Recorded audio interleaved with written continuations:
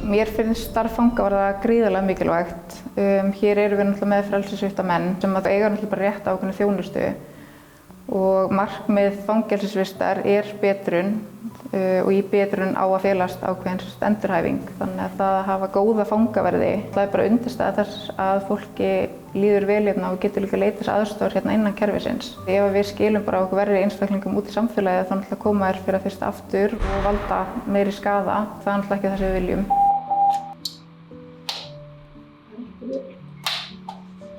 Þetta er alls ekki starf fyrir alla og þannig þarf bara að hafa svona ákveðna eiginleika og getu til þess að sinna þessu og þetta bara getur verið mjög krefjandi.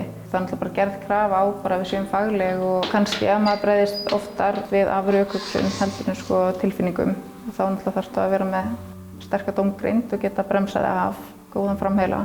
Ef áminningarskyldan tekin af, þannig að þetta ákveðin vernd fyrir okkur í starfi og við erum að sinna hér mjög krefjandi og svona sértækum verkefnum oft með flókinn skjólstæðingahóp. Þá í rauninni búið að taka þennan svona bufferinu fyrir okkur bara til þess að þroskast og þróast og svona breyta rétt og skilja rétt. Það væri mjög óeðlilegt að meta aðstæður alltaf rétt af því við erum ekki vélmenni. Það allir að reyna að gera sitt besta og þannig allir að reyna að lesa rétt í aðstæður og reyna að bregðast rétt við og sjá heildarmyndina en stundum verður okkur kannski bara á.